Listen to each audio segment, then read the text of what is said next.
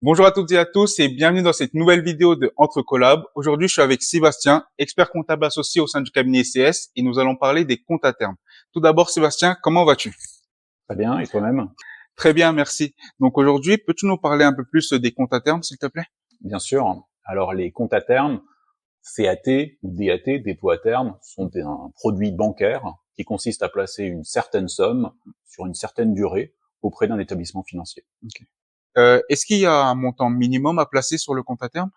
C'est une très bonne question parce que souvent, effectivement, quand on en discute avec nos clients, les clients ont souvent l'impression que c'est réservé uniquement à des entreprises importantes ou avec une trésorerie qui est forte. Il faut savoir qu'en réalité, il n'y a pas de ticket minimum pour aller effectivement sur un compte à terme. On peut très bien mettre 1 000 € si on le souhaite, 2 000 €, 5 000 €, 50 000 €, 500 000 €.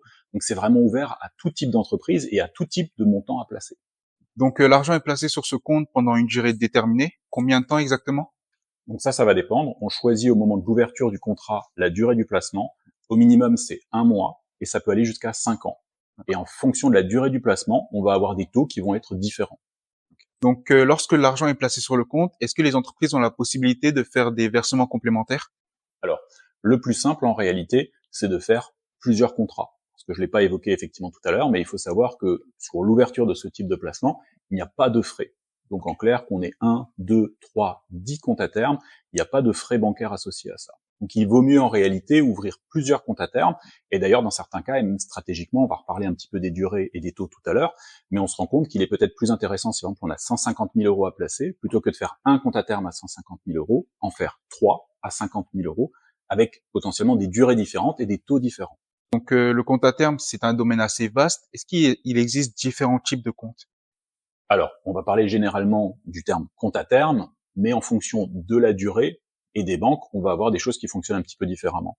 Le classique, le plus court, c'est 1 mois, souvent avec pour le coup un rendement qui est pas très intéressant. En ce moment, on est autour de 1%.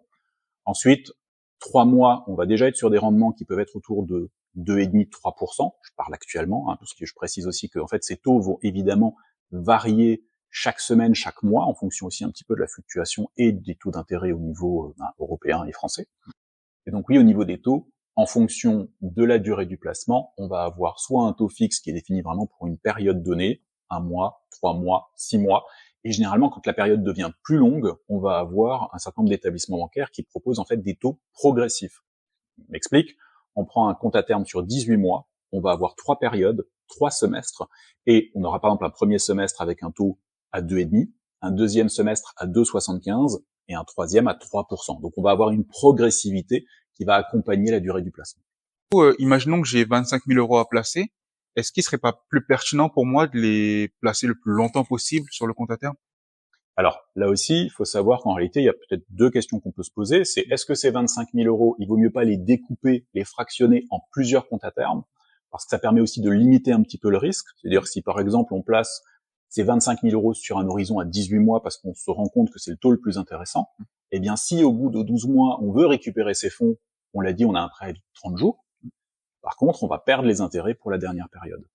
Si je fais à l'inverse 5 placements de 5 000 € sur 18 mois, ce qui est tout à fait possible et qui ne représente, je l'ai dit tout à l'heure, pas de coûts supplémentaires, si à un moment donné j'ai besoin de 5 000 €, de 10 000 €, je vais seulement, entre guillemets, arrêter 2 comptes à terme plutôt que de tous les arrêter. Et ensuite, pour répondre à ta question concernant effectivement la durée de placement, il faut savoir effectivement que, et de manière un petit peu contre-intuitive, le taux le plus important est pas toujours associé à la durée la plus longue. Ce qu'il faut savoir, c'est que le taux que la banque nous donne, il engage la banque. Donc, si aujourd'hui la banque dit je te donne 4% sur un taux à 5 ans, elle doit le respecter. Si dans l'intervalle les taux sur les marchés baissent considérablement, ça va pas forcément être une bonne opération pour la banque.